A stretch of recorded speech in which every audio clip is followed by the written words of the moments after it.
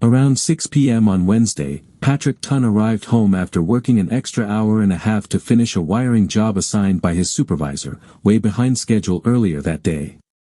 His dedication allowed him to complete the task nearly half a day ahead of time, despite working tirelessly all day, leaving his muscles sore.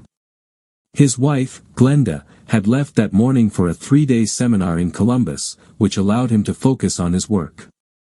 Initially, he had planned to accompany her, and they had tickets reserved for a spring break cruise, prominently displayed in their cabinet. Surprised by the lack of a message confirming her safe arrival, Patrick decided to call Glenda.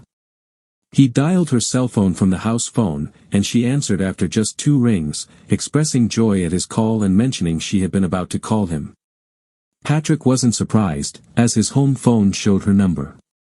"You know I've always had the ability to read your mind, darling. So, I guess you arrived safely. How was the traffic? I hope your car is still intact," he joked, anticipating her defense of her driving skills and imagining her irritated face, perhaps sticking out her tongue if they were face to face. The possibility of snow in early January worried him a little. He'd be concerned if she drove, relieved if she flew. She quickly responded with a laugh, assuring him everything was fine. Traffic was light, and she easily found the Sharon Hotel, thanks to the map he printed for her. "You know I'd do anything for you, sweetheart." "Nothing's too good for me," Glenda said. Patrick had asked for the day off to accompany her, but she quickly refused. No, you're not coming," she said firmly, then explained her desire to wait until spring break for a trip together. "Yes, I know. I was just kidding," Patrick replied, though her firm refusal bothered him. "I'll be a good boy and stay home," he added, laughing, not wanting to let her win so easily. He noticed the relief in her voice when she said, "I'm glad to hear it, Patrick. These will be boring days with seminars lined up. We wouldn't have had time together anyway. Do you think I'm reading your mind, Glenda? Do you need to talk?" Patrick asked. "Oh, you reminded me. I can't find my travel bag with the sewing kit and other things. Maybe it's in the bedroom or the car trunk." "Sure, darling, hold on a second. I'll go look," he said, quickly grabbing the cordless phone and heading upstairs. He found the bag on the dresser. "I found it," he said into the phone. "Watch out for the buttons and the lint," she sighed in relief, mentioning a nearby store for replacements. "I've got to go, registration is open. It's a busy week ahead with presentations and dinners, but we'll have Saturday afternoon together. Don't worry, darling, I worked extra today. I should finish Thursday and Friday. Call me if you can, and I'll do the same if anything comes up. See you Saturday for dinner." After exchanging farewells, Patrick walked downstairs, reflecting on Glenda's recent behavior. Despite her firm rejection of his joke about joining her on the trip, she had been acting strange for months. Hungry and distracted, he ordered pizza. With nearly 40 minutes until delivery, he changed out of his work uniform and relaxed with a beer at the kitchen table. He didn't worry about weight gain thanks to his active job, and since Glenda didn't like pizza, he'd eat it himself, saving the leftovers for lunch the next day at work. An hour passed as he watched the news, but he couldn't stop thinking about Glenda and her recent changes. It bothered him that she had been so opposed to him accompanying her on the trip. Glenda, 35 years old, tall and slender with long dark hair and equally dark eyes, worked as a sociology professor.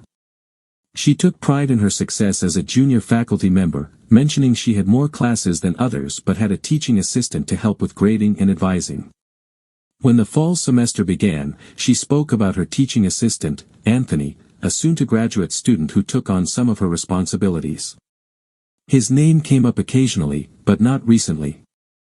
In mid-November, she discussed upcoming seminars during the New Year break, initially agreeing that he could accompany her. However, 2 weeks later, she changed her mind, preferring a trip together during spring break. Reluctantly, Patrick accepted her decision during Christmas. The seminars weren't a topic since they enjoyed the holidays with family and friends. Glenda received envelopes with training materials, quickly sending in her registration, eager to travel. She began packing days before New Year's Eve, her organized nature shining through. Returning to the bedroom after 8 p.m., Patrick planned to resume reading a book left on the nightstand. Seeing Glenda's bag, he moved it to its usual place in the closet, noticing it was resting on top of her journal. Married for 8 years, Patrick had rarely seen her journal, which she kept hidden. Once, he jokingly asked to read it, but she firmly refused, considering it personal and private. They never discussed it again, and in their 8 years together, he had only glimpsed it a couple of times before she quickly put it away. Patrick suspected Glenda wrote in her journal either at her university office or possibly at home while he was at work. Their schedules didn't align. She was usually home when he left and returned after he finished. When he put the bag back in the closet, he picked up the journal for the first time in a long while. The 6x8-inch book, about an inch thick, was bound in red leather with a brass clasp and lock. Patrick realized the journal might contain clues about Glenda's recent behavior. Instead of returning it to the dresser, he took it to the more brightly lit kitchen to examine it closely. He noticed that only a third of the pages showed signs of use, suggesting it couldn't be her only journal for 8 years of entries. There must be older volumes elsewhere. After a brief reflection, Patrick realized that Glenda's closet was the likely place for her earlier journals. Each had their own closet, and he had never explored hers. He went upstairs and searched for 5 minutes before finding a shoebox on the top shelf containing a stack of red leather journals. He returned to the kitchen with his discovery. Notably, each journal had a small white label on the spine and was numbered from 1 to 6, while the current one wasn't numbered. On the back cover of each, the name, Cam's, was engraved, a local specialty shop. The 7 locks were identical, with no distinguishing marks. Patrick wondered if they all used the same key. Curious, he took out the phone book and quickly found the number for K Specialties. As it approached 8:35 p.m., he wondered if they were open, knowing many downtown stores stayed open late on Wednesdays. After 2 rings, a young woman answered, "K Specialties, how can I help you?" Her tone sounded genuine. Patrick asked about red leather journals, about 6 by 8 inches, as a gift. "I think I know which book you're referring to, let me check," she said, pausing for about 3 minutes. When she returned, she confirmed they had 2 in stock and assured him the store was open until 10 p.m. Patrick rushed to the store, hoping to get a journal and possibly the key to unlock them. The odds were slim, but Patrick knew that trying to force the lock would likely damage them and earn Glenda's lasting reproach. In less than half an hour, he was on his way home with a red leather journal and a key in his bag. Despite its price of $60, he saw it as a small price to pay to uncover his wife's concerns. He considered giving the new journal as her birthday gift, imagining she might be hiding an illness, as she had done once before with an abnormal result from a penal test. He also speculated about conflicts at her workplace, knowing that Glenda liked to handle such matters on her own. Another possibility lingered in his mind, one he struggled to push away, the thought that Glenda might be having an affair. Reluctant to entertain such ideas, he focused on other potential explanations. Despite their physical differences, he was shorter, with blonde hair and blue eyes, and she was tall and slender. They had known each other since high school, even dating briefly after graduation.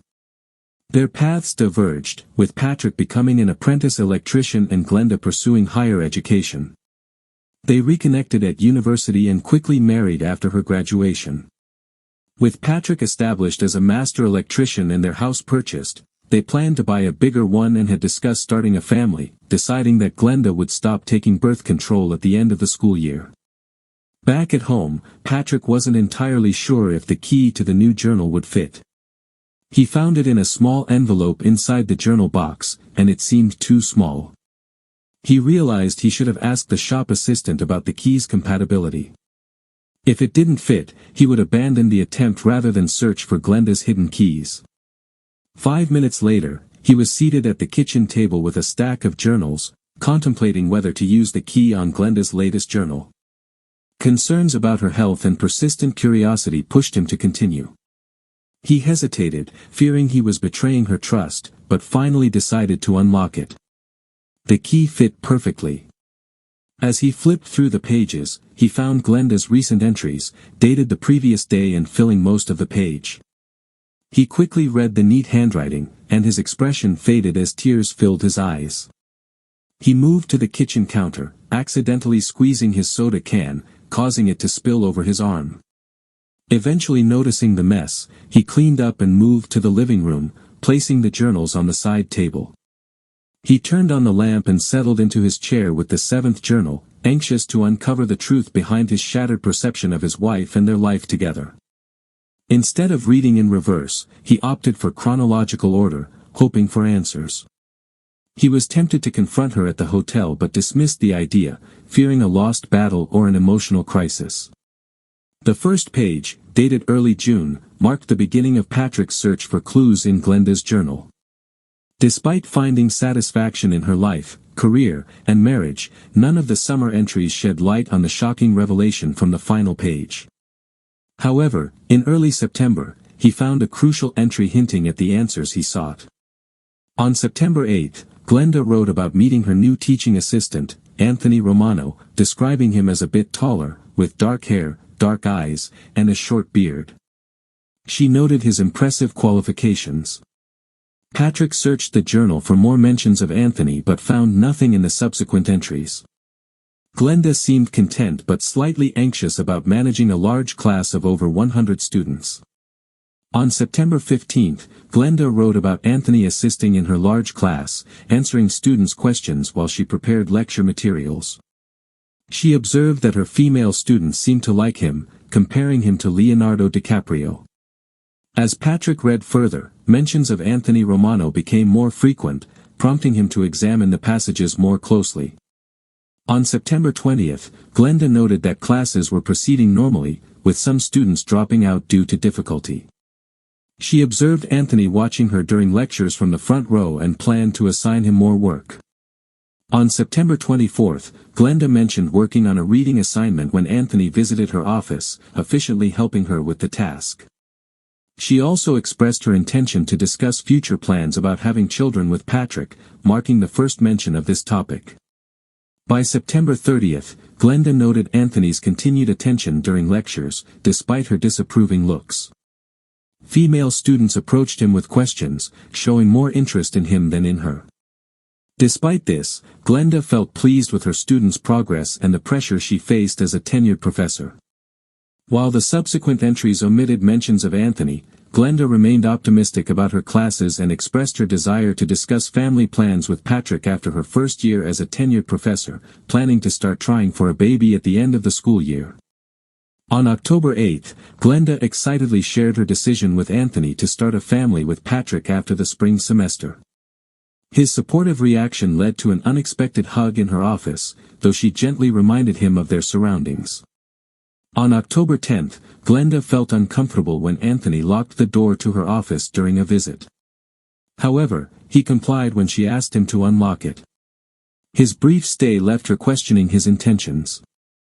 On October 11, Anthony returned to assist Glenda, expressing a preference for mature women and apologizing for locking the door the previous day. Although happily married, Glenda found his attention flattering, entertaining thoughts about his interest in her over the younger women at the university. On October 13, Glenda anticipated Anthony's visit to her office but felt disappointed when he didn't show up, wanting to discuss more about his interest in mature women. On October 15, despite expecting Anthony to stay after students left her office, he left before she could engage him in further conversation. On October 16, Glenda finally spoke with Anthony, who expressed his preference for mature women based on past experiences. She failed to assert her boundaries, and not condemning his behavior now left her troubled by the encounter. Patrick found this entry disturbing, realizing that Glenda hadn't reacted as he had expected. He left the journal open and went to get a fresh can of soda before returning to read more about the situation with Anthony. On October 20, just before leaving work, Anthony unexpectedly entered Glenda's office, ignoring her request to leave the door open. He confessed that he had been thinking about her constantly and asked for a longer kiss, claiming it was for his birthday. Feeling uncomfortable, Glenda agreed to get rid of him. Later, she realized his birthday was in July, feeling deceived but laughing at the thought. She grew concerned about his intentions and resolved to be cautious around him. In the next entry, Anthony was absent, while Glenda focused on grading exams and essays. Patrick found it strange that Anthony wasn't mentioned, but the journal offered no explanation. On October 30th, Glenda wrote, "Today something happened that's hard for me to put into words. Anthony came into my office, closing the door behind him, and pulled me toward him before I had a chance to protest. I felt ashamed for not stopping him sooner. When I finally pushed him away, he insisted I had enjoyed it. I asked him to leave, but he just smiled and said he'd see me tomorrow. I'm struggling to manage the situation with Anthony. I feel trapped, and I don't know if I can trust Patrick. Worse, I can't stop thinking about Anthony." Patrick, reading the entry repeatedly, was filled with a rage he didn't know he had. On November 2nd, I finally stopped worrying that Patrick might notice something unusual. The first night was difficult, but he didn't suspect anything. Despite my anxiety, he still wanted to be with me, and I realized how easy it is to keep secrets from him. November 6th, days have passed since I was alone with Anthony. Even when he's in class, he keeps staring at me, making me uncomfortable. I wonder how he will react if he comes back to my office. November 8th, Anthony visited my office today, but there were other people present. He kissed me quickly before leaving, which made me uncomfortable. Despite this, I'm considering attending a series of seminars in Columbus after the new year. November 9th, yesterday was another difficult day. Anthony's behavior continues to worry me, and I'm starting to wonder how everything will unfold if I don't address it soon. Despite my efforts to focus on work, Anthony managed to sneak into my office unnoticed. When he tried to kiss me, I hesitated before giving in for a brief moment. Regaining control, I pushed him away and retreated to the bathroom, overwhelmed by guilt and fear of Patrick's reaction if he ever found out. Anthony left without apologizing, expressing his desire to meet again. Although I was upset, I composed myself before Patrick came home, hiding my distress as we talked through the night. Patrick, boiling with rage, reread the entry of that day several times, focusing on Anthony and the incident. Despite this, he noticed a significant lack of mentions of Anthony or their relationship in Glenda's diary over the following week, which gave him some relief. November 17th, I'm struggling with a confusing situation. Anthony's influence over me is stronger than I anticipated. I can't figure out if it's his behavior or my own vulnerability, but I feel powerless around him. This afternoon, I confronted him about our previous encounter, emphasizing how inappropriate our relationship is, given my marriage and professional position. Despite my firmness, he showed unsettling behavior, suggesting I close the office door and join him on the sofa. I can't explain why I agreed. We've crossed a dangerous line, and I'm torn between wanting to fire him and justifying our actions. I can never confess this to Patrick, and I feel relieved that our indiscretions remain hidden, protected by the privacy of my office. I hope I can regain my composure before returning home. Patrick, disturbed by the escalating situation, decided to carefully read through Glenda's journals to better understand. He reviewed 2 pages once more, then looked up and realized it was already 2 a.m. Despite knowing many pages remained, he couldn't put the book down. He left a message at work, stating that he would not be available the next day due to personal matters. His life had changed irrevocably, leaving behind love and aspirations, replaced by a deep emptiness and growing anger. After finishing his last drink in the bathroom, he returned to his journal in the living room. Affected by the caffeine, his mind raced, grappling with the weight of what he had read. Checking his watch, he marveled at how only 8 hours ago, he had spoken to Glenda without any suspicions arising. November 22nd, Anthony stopped by the office today, but I kept my distance, maintaining the desk between us. His behavior was appropriate. He didn't try to invade my space or close the door. My guilt prevented any further involvement with him. I felt like he recognized my determination to keep boundaries, hoping I can maintain them in the coming days. Glenda's mood was optimistic as the end of the semester approached. November 23rd, I told Patrick about the seminars, and he supported me, even offering to accompany me. I'll consider his proposal. It seemed like our dynamic had changed significantly since November 23rd and continued until mid-December. November 25th, Anthony visited the office, expressing his desire to visit my home. I firmly rejected the idea, emphatically stating it wasn't an option. He inquired about Patrick's whereabouts, suggesting a visit to his residence. Again, I rejected the idea, reiterating my stance. Despite his persistence, his behavior remained relatively typical, showing interest in the seminars even though they were for staff only. November 30th, yesterday weighed heavily on me, a day I struggled to remember. I feel completely lost. Sleep eludes me, and Patrick noticed my distress. I wish I could confide in him, but the words escape me. Anthony haunts my dreams, even though I have no affection for him. I am tormented by memories of our encounters, questioning my inability to resist. I stood frozen as he closed the door, unable to protest as my mind screamed for me to stop him. After he left, tears ran down my face as I dressed, consumed by regret. I spent the day locked in my office, wrestling with my thoughts, considering therapy despite my obvious remorse. Patrick could not understand Glenda's actions, which deviated from her usual character. As he delved deeper into her diary, his mood darkened, unsettling those who knew him well. December 3rd, Anthony intercepted me in the hallway this morning, suggesting he accompany me to the January seminars, even offering to cover his expenses. Although I rejected his advances, the suggestion lingered in my mind, making me question my own weakness. Patrick, boiling with rage, paused to calm himself, resisting the temptation to drink, opting for clarity instead. Although he was certain of his next steps, he knew he needed a solid plan. Returning to the living room, he resumed reading Glenda's diary. December 7th, Anthony briefly visited my office today to say goodbye before leaving for his Christmas trip home after his exam tomorrow. He asked about returning early for the seminar, suggesting it could be a distraction. I postponed my decision, telling him to call in a few days. December 8th, today, I tricked Patrick into staying home while I attended a seminar, using a cruise as a distraction.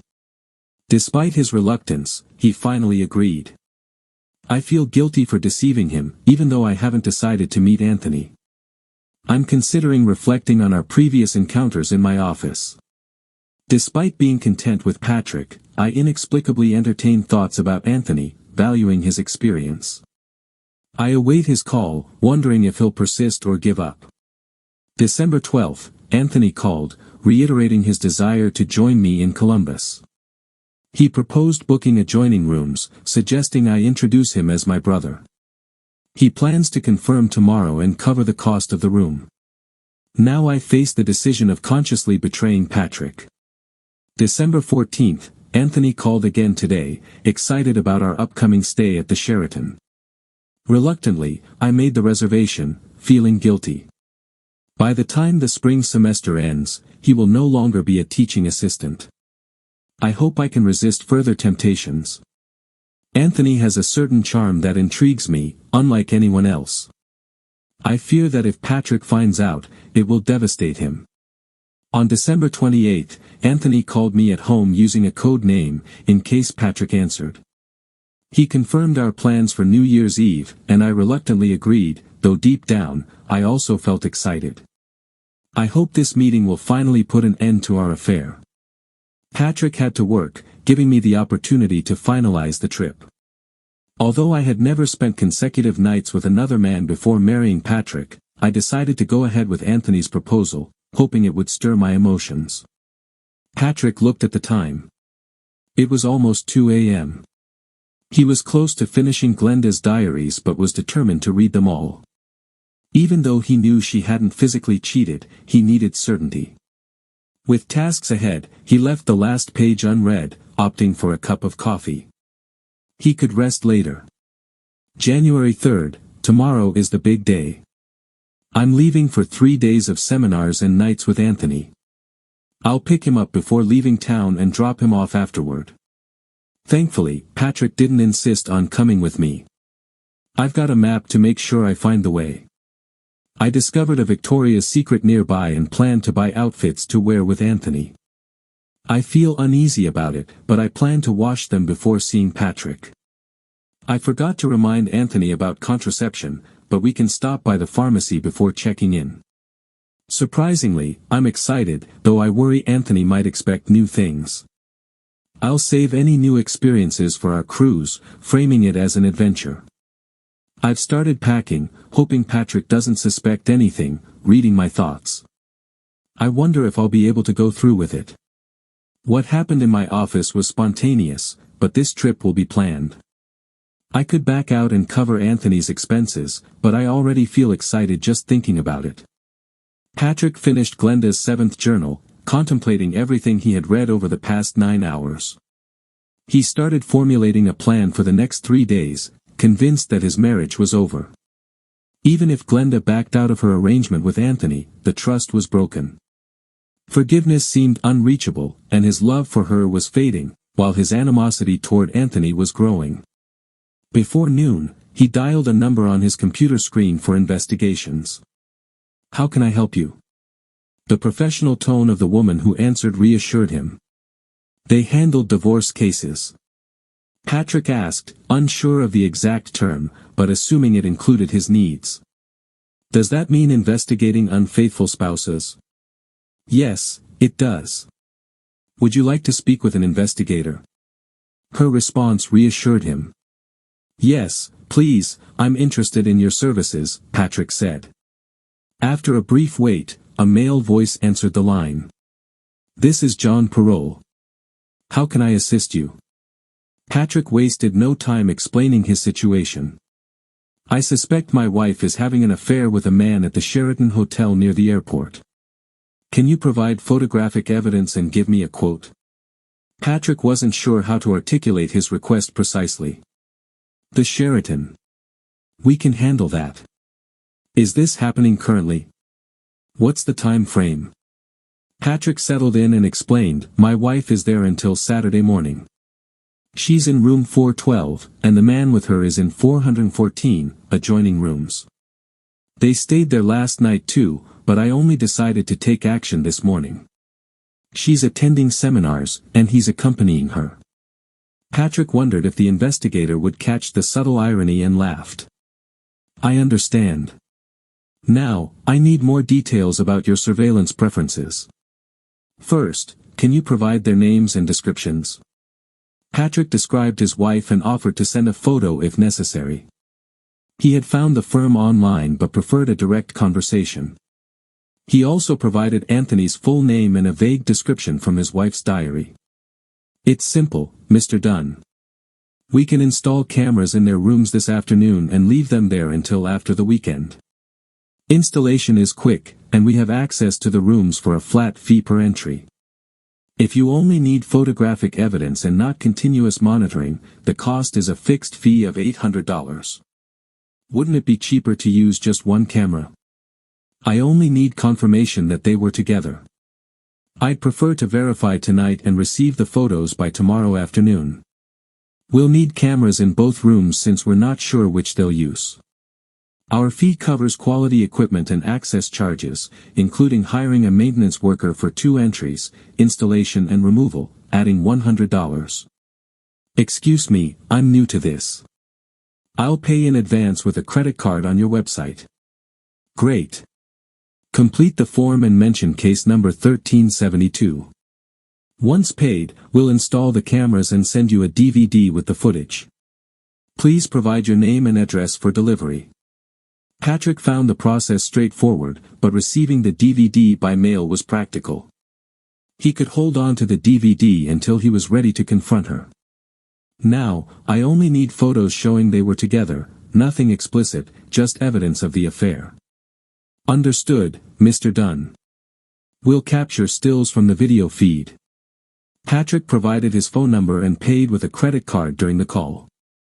The investigator confirmed the payment and began the camera installation. With everything arranged, Patrick finally gave in to the need for sleep. After a nap and a quick meal, he resumed reading Glenda's diaries, speeding through without rereading or overthinking. By the time he finished the first volume, Glenda called just before 10 p.m. The conversation was surprisingly easy, as they both concealed their respective secrets. Patrick wondered if it was as easy for Glenda to hide her intentions as it was for him with his plans. With everything in place, it was easy for him to move forward, though he wondered if he would ever regain a sense of normalcy. Before diving into the second volume, he checked his arrangements for Friday, which included additional tasks such as a visit to the bank to sort out his finances. He had already resigned from Anderson Electric, awaiting his final paycheck. It was past 1 a.m. when he finished the second volume, taking longer than expected as thoughts of Glenda and Anthony persisted. Fatigue weighed heavily on him, leading him to rest on the couch. Surprisingly, he fell asleep and woke at 7 a.m. feeling refreshed after a quick breakfast. He resumed reading, starting the third volume from the beginning. By noon, he had finished the third and fourth volumes, setting the diaries aside to tackle his to-do list. His first stop was Anderson Electric to collect his final paycheck and clear out his locker. The owner, Gus Anderson, tried to convince him to stay, but understanding Patrick's situation, he said goodbye, hoping Patrick might return someday. At the bank, the paperwork delayed him, but he eventually left with a bag containing over $20,000 withdrawn from joint and personal accounts. Although he had expected more, he could only access immediate funds without Glenda's signature. Arriving home around 4 p.m., he checked his answering machine and found a message from Parole Investigations. Collecting himself, he called John Parole's direct line. "This is John Parole. How can I assist you?" "Hello, it's Patrick. Were you able to install the cameras, and did you find anything?"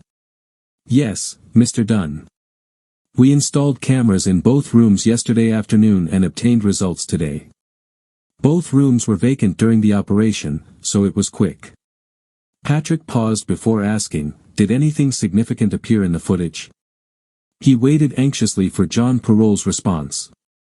"Well, Patrick, it's hard to say, but your suspicions are validated. They spent the night together in your wife's room and engaged in intimate activities several times. I've transferred the video to DVD. If you still want it, I can send you 3 still frames as you requested." John's words brought tears to Patrick's eyes, making it all feel real. "Yes, please send the photos." "Thank you, Mr. Parole. If everything is settled financially, I consider our business concluded. Yes, your payment covers the account in full. Are you feeling all right? You sound different today. Situations like this usually bring emotional pain, and I'm concerned." "I'm fine, thank you. I'll reach out if I need anything else," Patrick responded, controlling his emotions but with an evident tone of worry.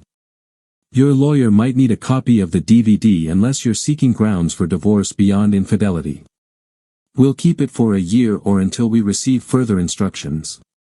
Many clients find therapy beneficial in such circumstances.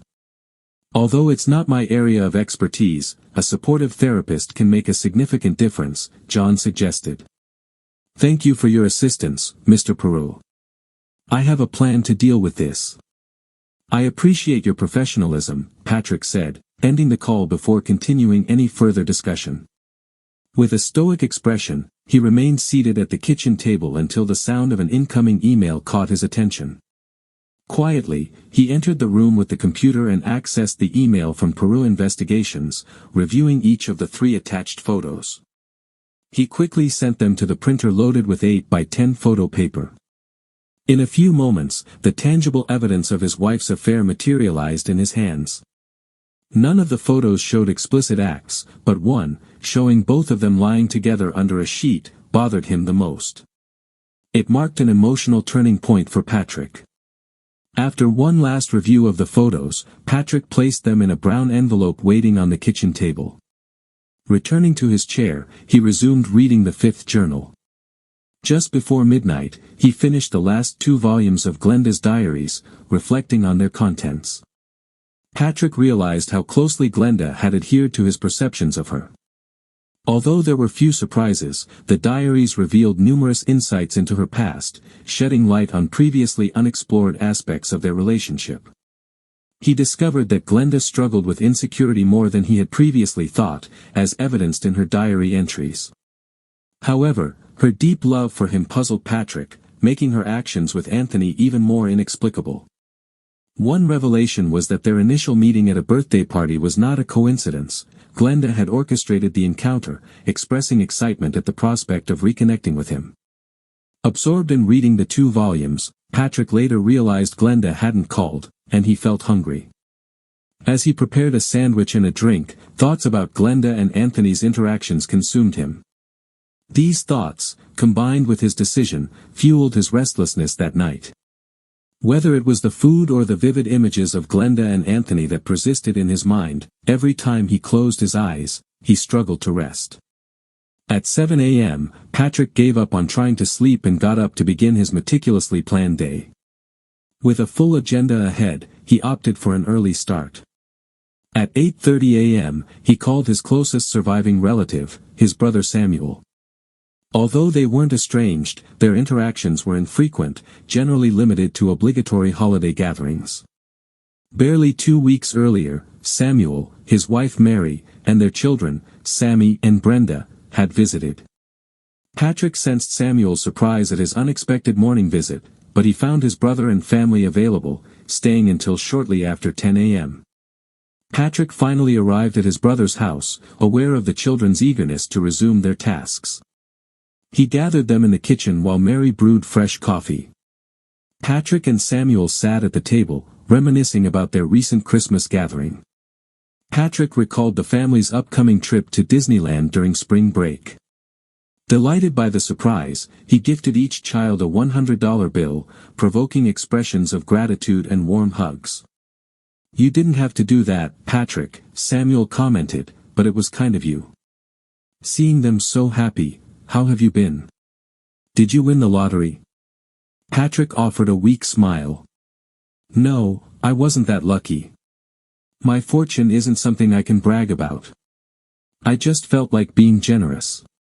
They sat together at the kitchen table with coffee, engaging in casual conversation. Mary chimed in, "I suppose I can stop beating around the bush about your big plans with Glenda. She mentioned your desire to start a family. I know she'll embrace parenthood as much as we have." Patrick paused before responding, "She shared that with you?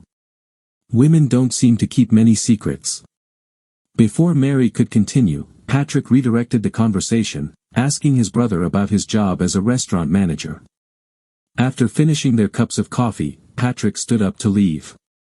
"Just in case I don't see you until next Christmas, take care," he said, quickly shaking his brother's hand and giving Mary a brief hug. "I'll keep you in my thoughts." With those words, he walked away, exchanging farewells as he reached his car. Watching Patrick leave, Samuel turned to Mary. "I wonder what he has in mind."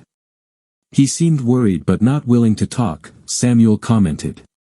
Mary shrugged, seemingly unconcerned. "He's probably just passing the time until Glenda returns from her course. She mentioned she'd be back tonight." Hand in hand, they walked back into the house, discussing their plans for the rest of the day. A little before 6 p.m., Glenda arrived home, noticing Patrick's absence as she entered through the kitchen. She had rehearsed their reunion but felt disoriented by his absence. However, she saw it as an opportunity to unpack and do laundry. Contemplating another shower, she passed by the kitchen table and saw a note pinned down by a salt shaker, signed by Patrick, explaining his sudden absence due to work. Though slightly disappointed, the note allowed her to follow through with her plans. She then went upstairs, opting for a relaxing bath instead of a shower. As she gathered her clothes, she saw her diary on the dresser and remembered leaving it in her emergency bag. Relieved to find it intact, she retrieved it. She had originally planned to update it during her trip but forgot until Patrick reminded her of its location. Finding it where she left it, she decided to update it while doing laundry. While her clothes washed, she prepared a quick meal and tried calling Patrick, only to realize her phone was in the wicker basket. Frustrated at the lack of response, she returned to the table, unlocked her diary with a key from her wallet, and began writing on the first blank page. January 7th. The last 4 days of my life have just concluded, and I need to document everything, even if it's unpleasant. When I picked up Anthony, he seemed anxious during the trip. He made advances that bothered me, but he stopped after I warned him about being seen as we drove away. I didn't want to dwell on my time at the Sheraton. I can't erase the memories, but I'll try to move forward. Wednesday night, Anthony came to my room, and we quickly got involved in bed. After that, I understood the big difference between physical desire and genuine love. I ended things with Anthony, but he didn't take it well. Despite my attempts to avoid conflict, he became angry. We agreed to sleep on the matter, but I had already started planning how to make peace with Patrick. Friday morning, Anthony ignored my rejection and persisted. I shut the connecting door between our rooms, but he made plans with someone else that night. Seeing him with another woman made me realize he preys on vulnerable women like me. It was a relief not to argue with him, but I felt ashamed for falling into his trap. I dreaded the return trip with Anthony, but surprisingly, it went smoothly.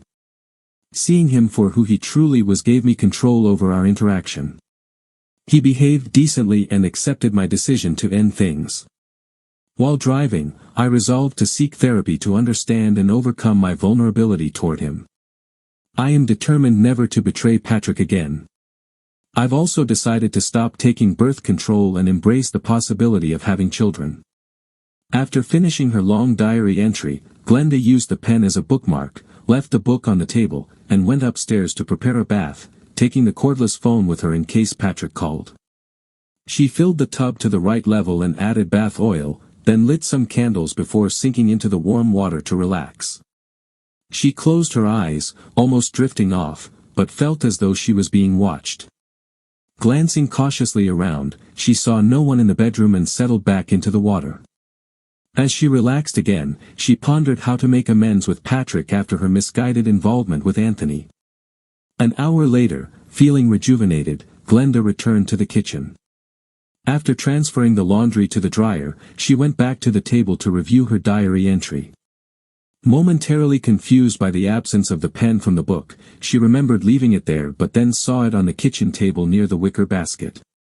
On Sunday morning, Glenda woke up feeling refreshed and eager to start a new chapter in her life. After spending the morning cleaning, she showered and put on an outfit she knew Patrick admired. By mid-afternoon, she was sitting at the kitchen table, enjoying a cup of coffee while a large roast cooked in the oven. Her tranquility was interrupted by a knock at the side door. Her surprise turned to alarm when she saw two burly men outside, one, a young uniformed police officer with his hand resting on his holstered gun, and the other, slightly older, dressed in a suit and coat, holding a police badge. "I'm Detective Rankin, and this is Officer Reynolds from the Springfield Police Department. We're looking for Patrick Dunn. Is he home?" Glenda's face relaxed with relief as she assured them, "Patrick is at work right now. I was worried when I saw you.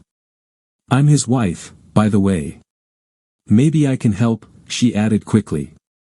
After a brief exchange of glances, Detective Rankin suggested, "Perhaps we should come inside. It's a bit cold out here." Glenda invited them in, stepping back to allow their entry. "Of course, come in," she said, leading them to the kitchen. "Why are you looking for Patrick?" she inquired, a hint of concern returning to her expression.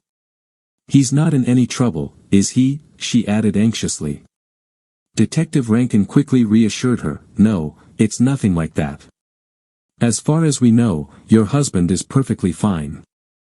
We just need to speak with him about a case we're working on." "Are you sure your husband is at work?" "Of course," she said, moving to the counter to retrieve the note Patrick had left. She handed it to the detective. "You can read his message for yourself.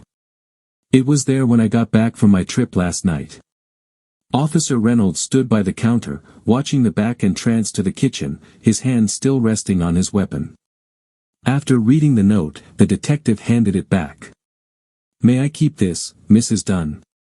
Glenda shook her head, and the detective placed the note in his briefcase. Glenda's curiosity got the better of her, and she nervously asked, "Why do you need to talk to Patrick?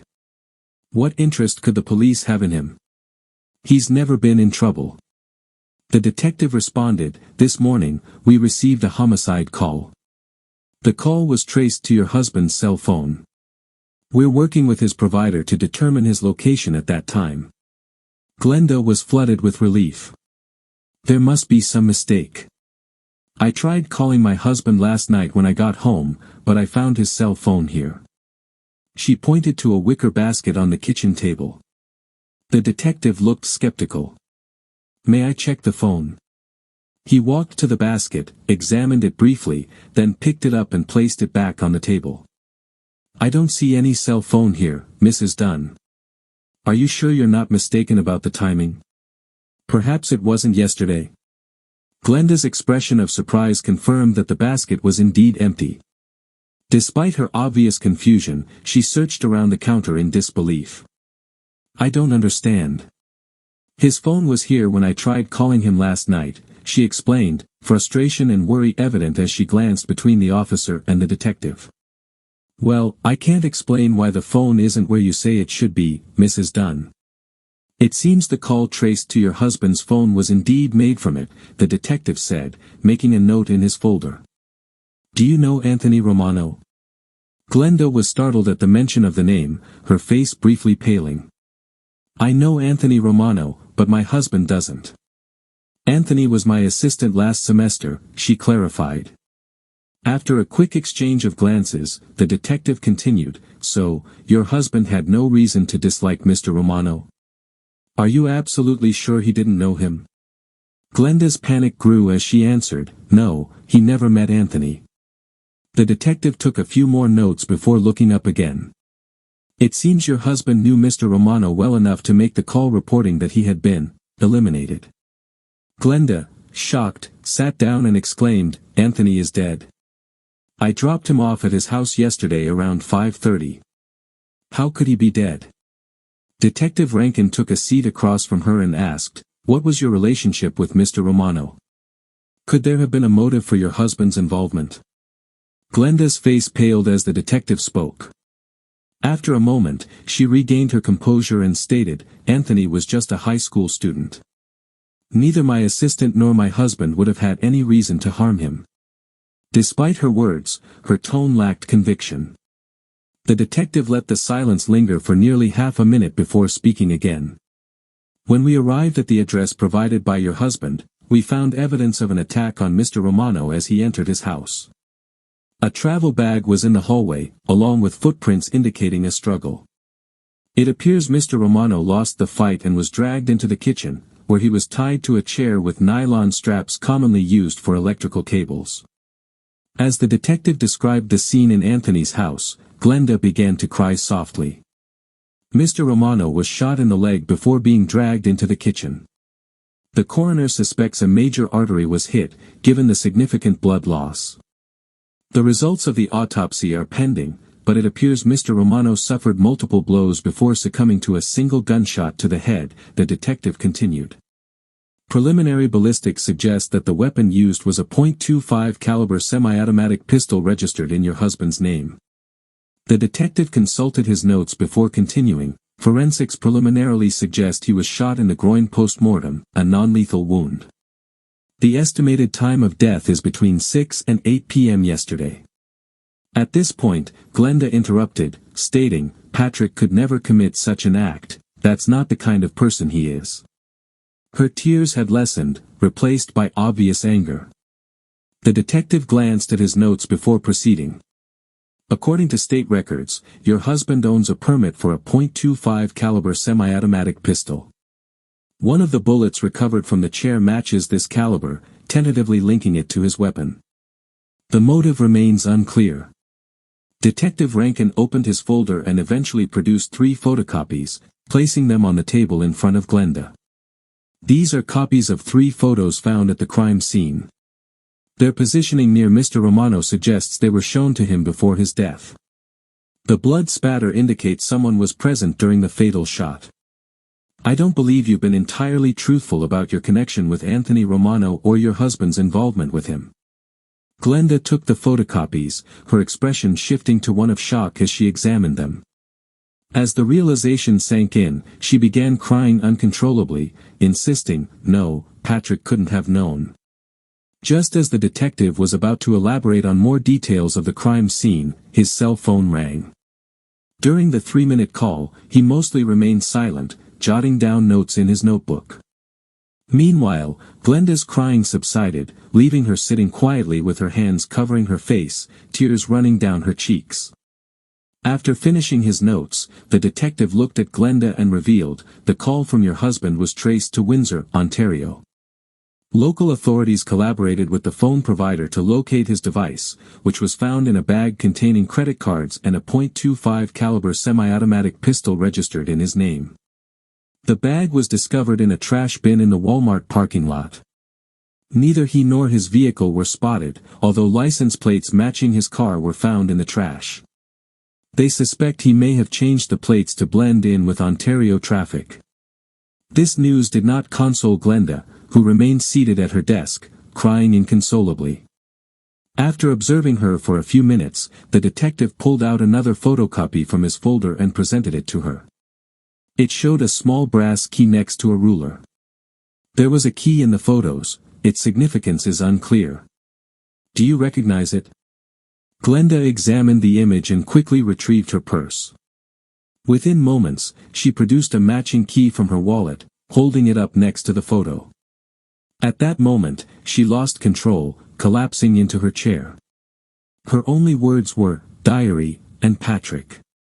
The two men stayed with her for almost 15 minutes, waiting for her to regain her composure. Eventually, they persuaded her to call someone for support. After ensuring that her brother would arrive shortly, they left. As they walked to their cars, Officer Reynolds asked, "Do you think they'll catch him soon?" "It depends on how well he can evade capture. He hasn't committed any crimes in Canada in the past 2 weeks, so their police might not prioritize his search.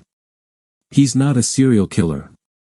If he avoids detection, his chances of being caught decrease over time.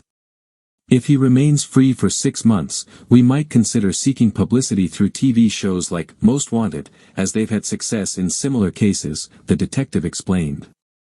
Officer Reynolds paused to consider the response before asking another question, "What do you think about her story regarding the cell phone? She seemed genuine when she said it was their last night." "Yes, I agree. I don't think she was lying or mistaken.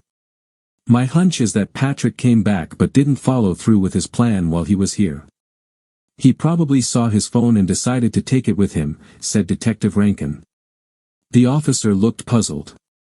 "But if he was here, why didn't he say anything to her? It's strange that he would come back just for the phone." Detective Rankin stopped, fixing the young officer with a stare. "Think about it. Patrick Dunn just eliminated his lover and is coming home. The only reason he would return, in my opinion, would be to kill her, and maybe himself. I don't know what changed his mind, but I doubt he came back just for the phone." Reynolds nodded thoughtfully, digesting the detective's words. He eventually commented, "I think Mrs. Dunn will eventually realize how close she came to losing her life, and she'll wonder why it didn't happen. I wonder how she'll feel about that."